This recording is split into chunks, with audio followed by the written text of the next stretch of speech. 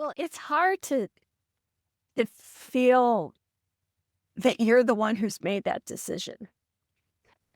It's far easier on the person who is just enacting what this person wanted. You're not making a decision to pull the plug. You're doing what mom wanted you to do or dad wanted you to do. If there's a directive that says, here's what I want you to do, it's a lot harder. If there's no directive, there's no advanced care planning for your family to say, oh my God, I don't know what to do. If I say no to these things, then she's going to die and she's going to die because of me. Now, that doesn't really make sense. Of course, she's not dying because of you. She's dying because she's 95 and her Natural present, death. you know, that's what happens. Everyone dies.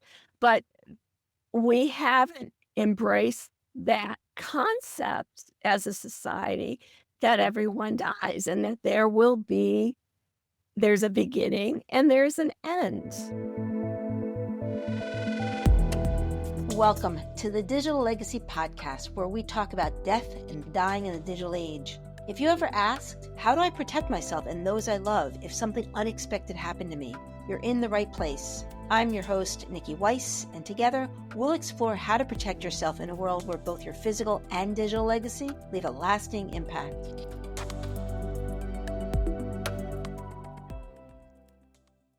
And welcome back to another episode of Digital Legacy Podcast, where we talk about death and dying in the digital age. And I have the honor today to have Marianne Matzo on our call. Now, Marianne, you and I met probably back in the fall of 2024.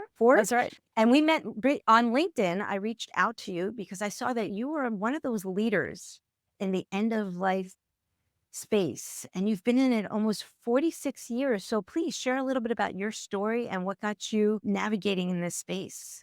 Well, I've been a nurse for 46 years and done a variety of different things, which is one of the things that's so wonderful about being a nurse. And it was probably about 30 years ago that I was working on my dissertation and in my PhD is in gerontology. And I got kind of interested in the whole idea of fate's worse than death and the issues involved in death and dying. And I was a Soros Scholar for the Project End Death in America. I held an endowed chair in palliative care nursing at the University of Oklahoma College of Nursing. And so I've been probably the last 25 years or so, I've been working in hospice and palliative care.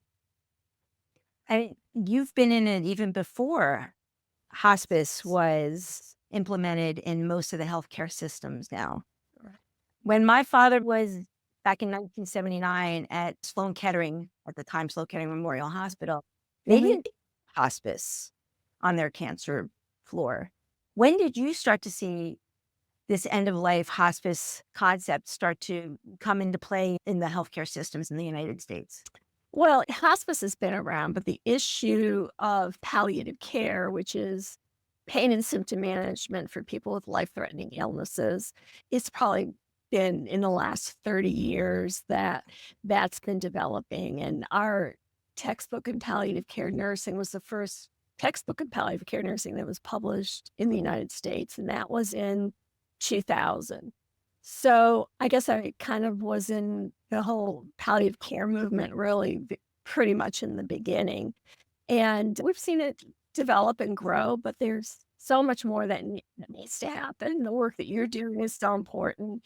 And we do a podcast and have a nonprofit called Everyone Dies that I'm sure you're going to put the link in for people. But if you want to learn about it focuses public education for serious illness, dying, death, and bereavement.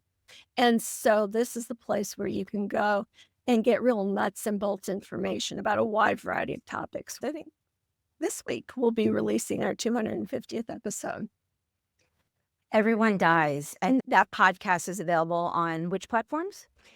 Oh, everywhere. And the website is www.everyonedies.org, and it's EDERY, the number one, dies.org. And I recommend, the subjects that you cover on death and dying is just, like you said, episode 200, over 200. And I want to also mention, for those listeners that don't really understand the concept of palliative care and Mhm. hospice care, maybe from an educational standpoint, you could really break it down for people. So hospice care is really in this country a insurance benefit, if you will. There's rules about how you get it. Insurance covers it. And you need to have a prognosis of less than 6 months.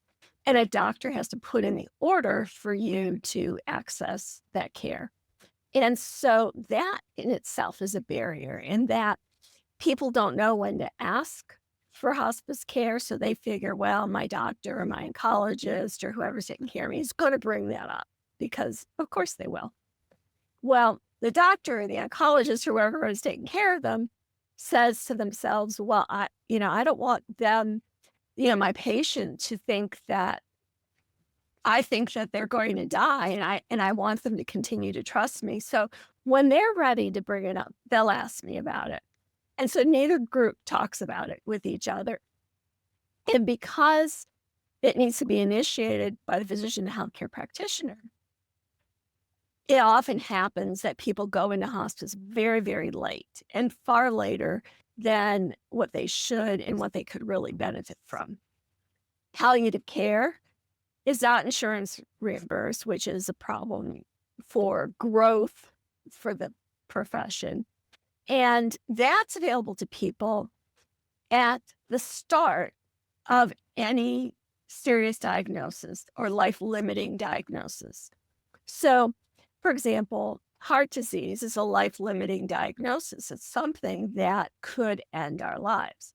So, palliative care is available for people with that diagnosis. And what the focus is on is pain and symptom management. So, if somebody's having cardiac pain, if somebody's having shortness of breath, if somebody's losing weight or is depressed, there's a whole lot of symptoms that can come with serious illness. Palliative care practitioners, what we do is we manage those symptoms so that we can improve quality of life for as long as that person is able.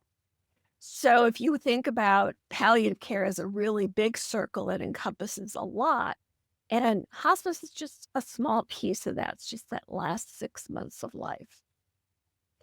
And in building out a final playbook, which is where you and I connected, I introduced you to the concept. We talked about the three ways people can die. Mhm. Sudden and unexpected is scenario one. A terminal diagnosis or condition is two. And then this long-term care piece, which is really where we started kind of navigating this interview when I said, I was sharing with you about my father-in-law, who is 94 years old. He is in a nursing home situation. And the challenge for my family right now is that 10 years ago, he was going to a CrossFit box. He was bench pressing 100 pounds. He was active. And now at 94 years old, it feels like he's being warehoused in a nursing home, wheelchair bound, can't toilet himself, can't feed himself, can't hear, can't see.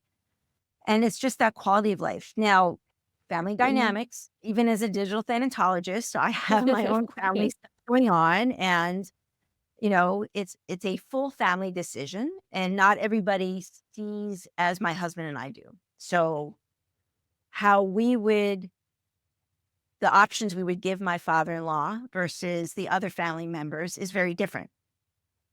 So, if it was up to us, I would think that he would be ready for at least palliative care, is if not hospice care, right? That if the conversation around if he gets another UTI, do we give him antibiotics? Is he gets COVID?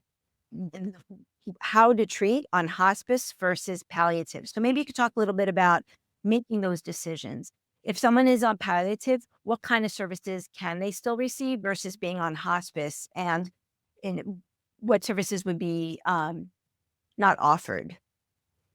Well, that whole situation with your father-in-law is really complicated.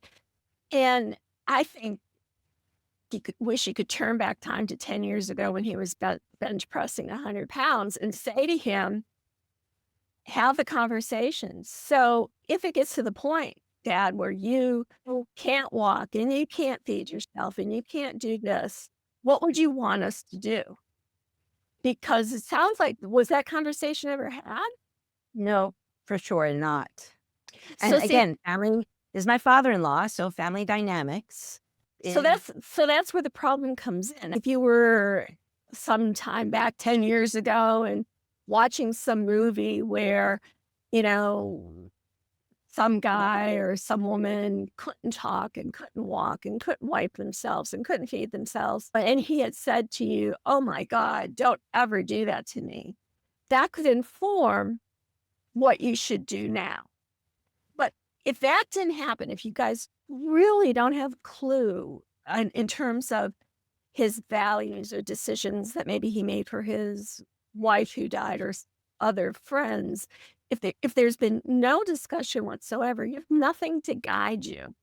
And so then you're left in a situation of saying, well, I can't do substitute judgment. I can't look and say, well, if he could speak for himself, I know this is what he would say because either he wrote it down or he said it at some other time. And so it's a problem. So now you look at it and you say, so is there some consensus within the family about, you know, artificial food and fluid? You told me, I remember you saying how much he loves to eat, but he needs to be fed. So if that's a pleasure for him and he enjoys eating, then as a family, you'd say, well, yeah, if he's eating and he's swallowing, it's entirely possible because of all the other things that are going on that he could aspirate those fluids and get a pneumonia. And so since we know that that's a distinct possibility, there should be a plan that if he gets a pneumonia, that you know you want a do not transfer order. A do not transfer order would be that you say to the nursing home or facility that where he is, no matter what happens, you leave him where he is. You don't transfer him to the hospital. 'Cause as soon as you go to the hospital, if there isn't a DNR or anything written, they're in the emergency room. So until any of that stuff gets written, he's going to be a full code. And if something happens either on the way to the hospital or in the emergency room, they're going to resuscitate him. And you're going to say to yourselves, well, that's not what we wanted. Well, it's sort of like going to Disney World and not going on the rides. If you go to Disney World, you're there for the rides and the hot dog on the stick. Don't pretend that that's not why you're there. If you go to emergency room, you're going to go on all the rides, and that include resuscitation and all of that, unless you have something written down that says, don't do this. But if your family is still in a position of saying, well, we have to make a decision about this, we have to make a decision about that, the people at the hospital are going to say, hey, until y'all decide if he codes, we're resuscitating him. And on somebody that you're describing, that would be horribly traumatic. and for many people, seeing a full code on an 80-plus-year-old is not a good experience. The chances of resuscitation, the chances of more damage being done, ribs broken, trachea, and then also for the healthcare providers, that puts them in an uncomfortable position necessary. If you ask them behind closed doors, when you think about resuscitating a 80-plus-year-old, that's not in their favor either. So how, and again, here I am, death and dying. I'm not afraid to ask these questions, but when my husband and I approached the other family members, they were very shut down, not interested in talking about it. We mentioned hospice. We even mentioned palliative care just to at least start to know that if there's a fall, if there's a UTI, please don't rush him to the hospital. Please don't put him in that situation. You know, and that gets to where you and I were talking about what is a natural death. So maybe you can just kind of give us a guideline on what would determine natural death. Well, a natural death is how people died for hundreds, thousands of years before we had technology. And so it's whatever happens, happens. And if the consequence of what happens is death, that's okay and that's expected. And that's a conversation to have ahead of time. One of those includes resuscitation. Allowing natural death does not include resuscitating somebody. So the emphasis of the order that you want written, that you want documented in the chart, is to allow the natural consequences of a disease or injury and to emphasize ongoing end of life care. And so for someone like your dad, if I could just say, okay, here's what we're doing, and I know that this is consistent with everything that he would ever want. Of course, I don't know any of that, but if I could, I would I would say, okay, we're going to put him on hospice care because clearly he qualifies because he is very much at the end of life. And I would not be surprised if he were to die within the next 6 months. And that's the question that you have to ask yourselves when you're making a decision about hospice. Joanne Lynn calls it the surprise question. Would you be surprised if this person were to die in the next 6 months? I would not be surprised because he is a fall away, an aspiration away, A um, UTI away. you know, a pneumonia away from death. So that's just the reality of the situation. So if you can say that, then the criteria support that. I would have him admitted into hospice care so that he would get an extra layer of support in that facility where he's living, where the hospice nurses would come in and make sure all of his symptoms are managed, his medications related to what is resulting in the end of his life would be paid for, and he would have that extra care until he dies. Then, with that, I would say, well, then you need to be sure that you write a do not transfer order. So, somebody who's living in a nursing home or extended care kind of facility is that it is very disruptive for an older person to be taken out of their home, which is that nursing home, and taken to a cold, the emergency rooms are cold. And so the thing that you hear from people the most when you go down there and see them is that it's so cold down here. And Especially for an older person. that's what I'm talking about is Yeah. the older person. So they're taking them from their home. You're having them go into this foreign environment. It's loud. Things are going on. Families are fighting with each other. People are rushing around. It's an emergency room. That's what happens. And if they're that sick, it's not at all unlikely that they could die in an emergency room before family gets there, before any kind of face that they could recognize shows up. Where if you do a do not transfer order, they stay right where they are, where they know the people in their own bed with their own stuff. And if they die, the natural consequence of disease or injury, you you let them die because that's what's called allowing natural death. You don't interfere with artificial food and fluids. You don't interfere with antibiotic treatments. You don't interfere with resuscitation. What happens, happens. Does that mean no pain control? Absolutely not. You manage their pain. If they're having difficulty breathing, you manage that. Whatever symptoms they're Comfort experiencing, care. I mean, that's what. we can manage. Right. So you're looking at the intervention, you're asking yourself, is what I'm going to do going to postpone death? If the answer is no, it's not going to postpone death, then okay, then you don't do it.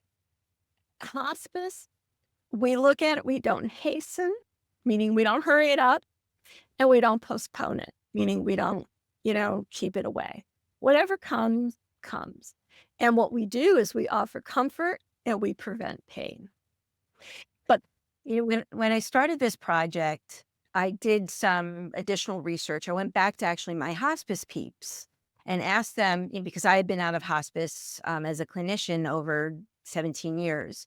And so I was just doing the research and I said, it was interesting how the patient census was about the same it was when I left. hey, And I was surprised because I knew they had a big initiative. The agency that I was working for had a big initiative to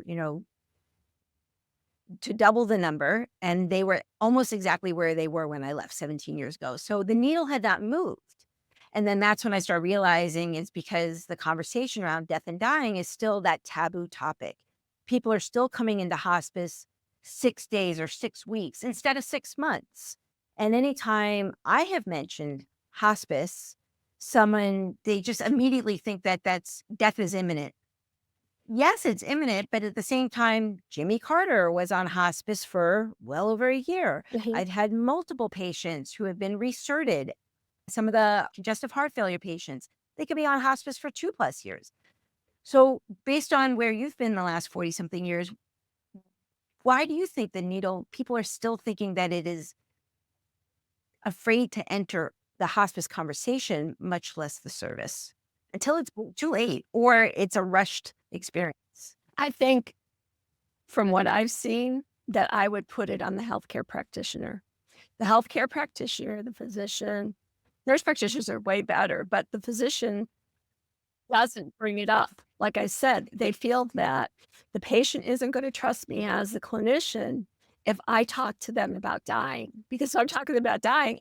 Obviously, I haven't done a very good job, which is part of the professional orientation of physicians. They look to cure always. Where nursing, our professional view is to care always. And we're not so focused on there has to always be a cure. You know, we call our nonprofit in our podcast, Everyone Dies. I mean, not to be mean, but because it's the truth.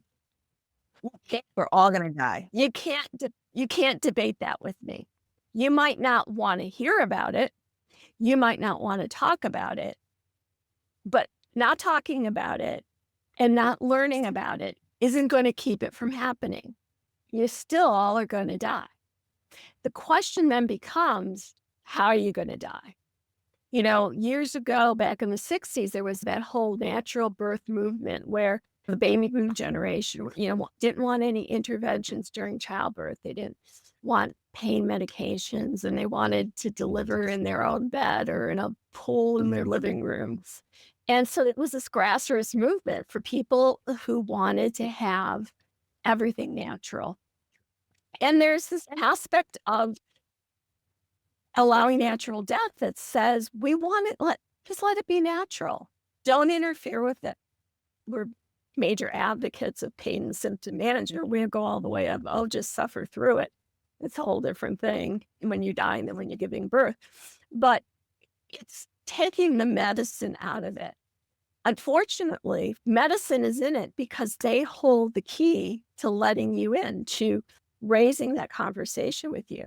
Now, I will tell you for a fact that if you go to your doctor and say, I think it's time for hospice for me or for my parent, sometimes even physicians will say, oh, I don't know that we're ready for that yet because Oh, I've heard that. part of their professional orientation. But you can say, I think it is.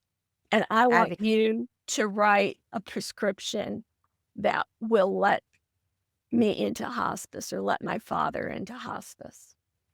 And generally, if you're that directive, I haven't heard where physicians have said, I absolutely refuse to do that.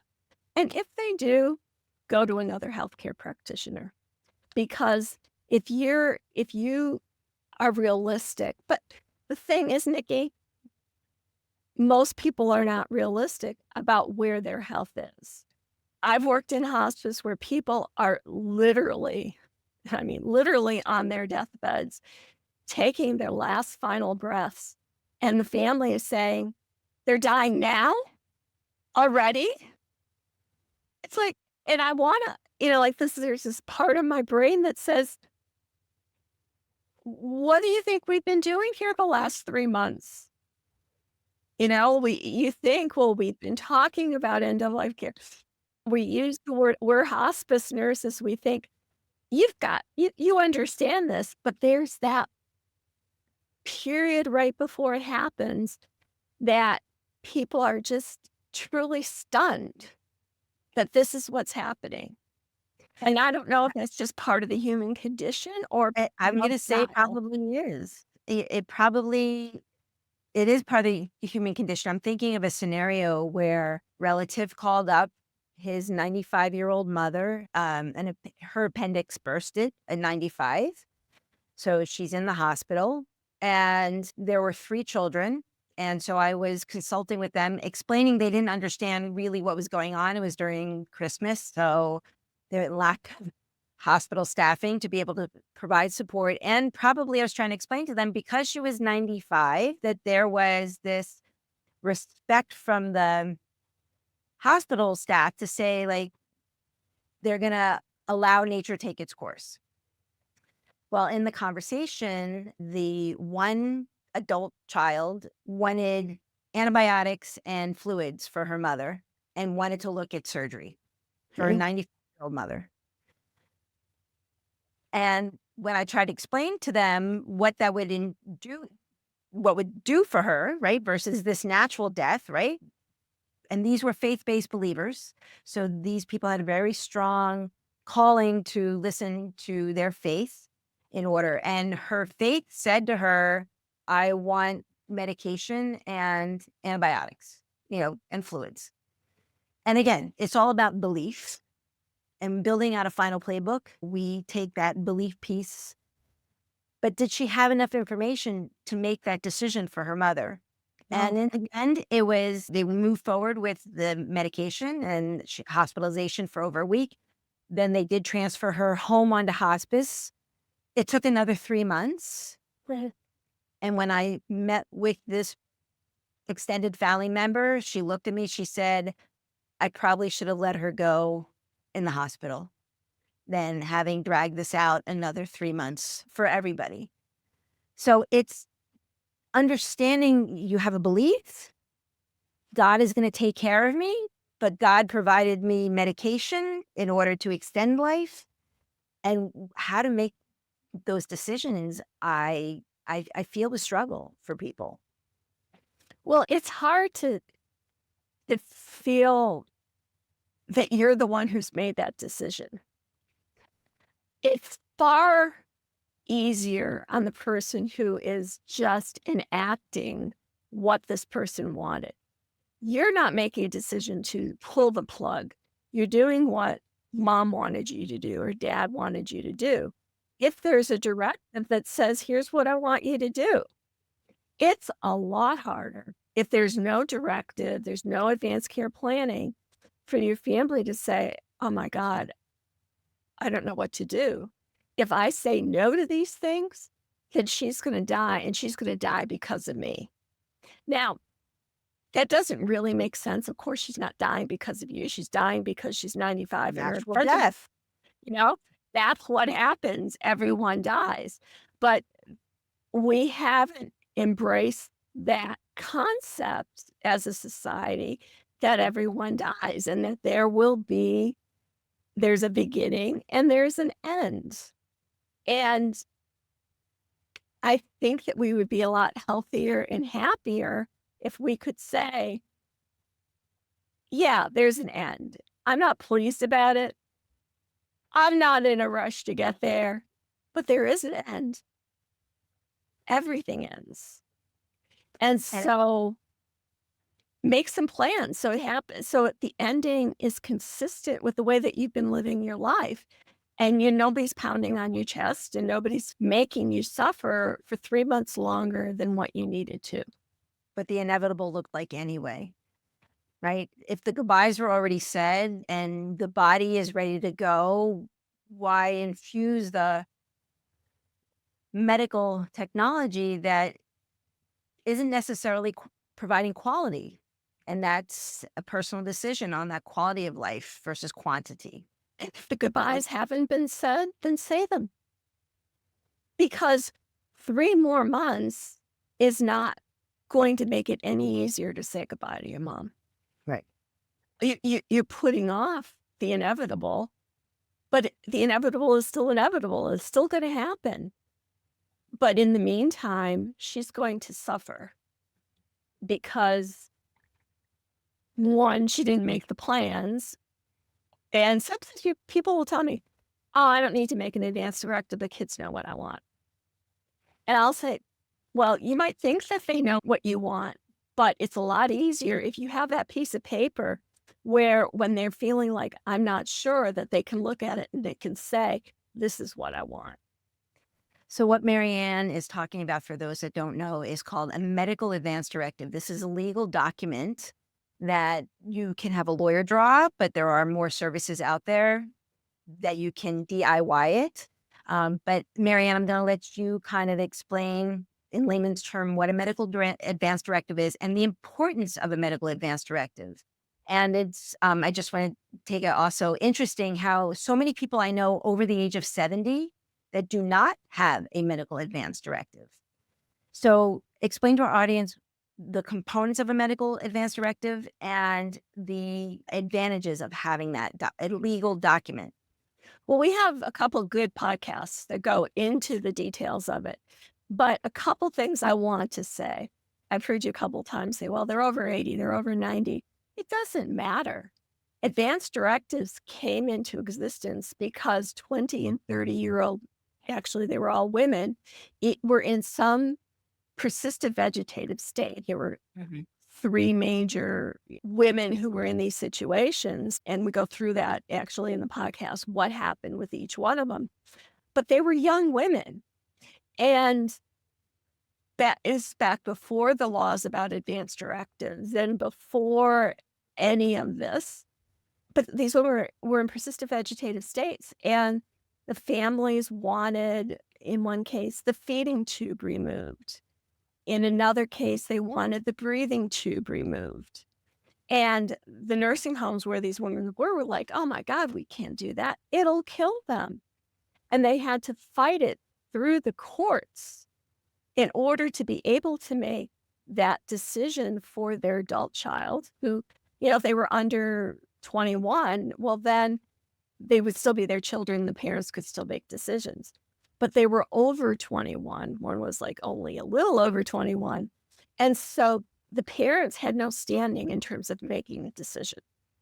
And the courts, it had to be fought through the courts, and it was horrific for the family, it was horrific for the nursing homes. The person was in a persistent vegetative state, so they didn't know what was going on.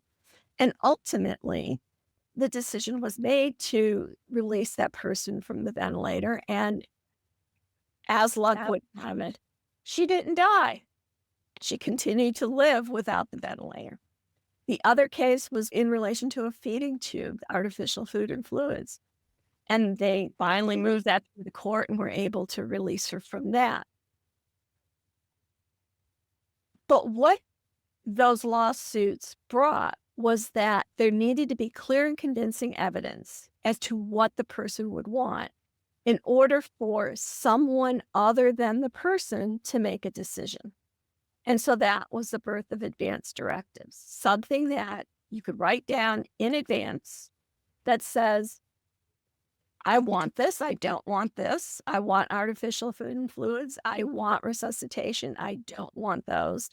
And if I can't tell you myself, if I'm in the state like, your father-in-law, where I can't tell you for myself, here's the people who I've talked to and let them know what I think, who can make a decision for me. And that then allows whomever that person is choosing to make a decision. But it's not just for old people. Like I said, these cases were young girls. Everyone should have an advance directive so that if, God forbid, whatever happened, like to these women or to so many other young people, can't make a decision for themselves and they're in this situation, that somebody else can make a decision and do for them what they would have, the decision they would have made for themselves if they were able to. Is there another document or resource that you would recommend? Every state has their own law and rule about what form you can use. And what you have to do is you have to look at advance directive, whatever state you're in. Like I'm in Oklahoma.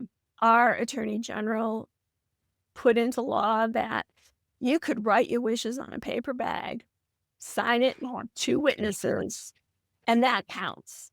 Other states, they have this, you got to fill out their whole form. It doesn't matter how you write it. It does not cost money. You can download it off your computer or go to your library or call and they'll mail you one. All you need is to fill it out and have 2 signatures from people who are not your named person who's making a decision. So if I fill out my advance directive and my husband is the person who I want to make decisions for me, he cannot witness it. So it just has to be 2 people who are not on the form. All the barriers to doing it have been removed, except the one that we each have that says, I don't want to think about dying. I don't want to think about all that stuff. Can we just talk about something that's more pleasant? Well, sure. But when you're laying there and you can't make decisions for yourself, Right. it's going to be really unpleasant for the people that you love who have to then go and make a decision. And just like my family is going through right now is as much of the conversation, but we're not all on the same page. So because we're not all on the same page and my father-in-law can't share his true feelings today, which probably would have been very different if we had the conversation 10 years ago, we're kind of riding this out in a way that's very uncertain. And that has a high potential of everybody in the family ending up mad at each other. Because if you think, well, here's what I think that we should do for dad. And then you've got other siblings who say, oh, no, I don't think, then it becomes a fight. It becomes contentious. It becomes a mess. And is I that do. really what you want people to be doing as you're laying there dying or they're burying you? Like, no, you don't want to leave a mess for people. Can you give our audience just a couple of do this, don't hesitate? What can they do today to better prepare for tomorrow? Well, go on your phone, go on your computer, put in advance directives in the name of your state.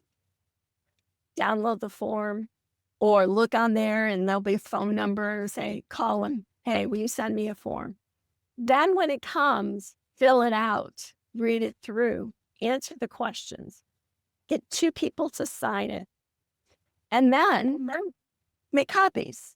Give one to your doctor, give one to each of your kids. You put it in an envelope and say, you don't have to look at this right now, but put it where you can find it. So when something happens to me, you'll know what to do. And if you give it to enough people, one of them will be able to find it.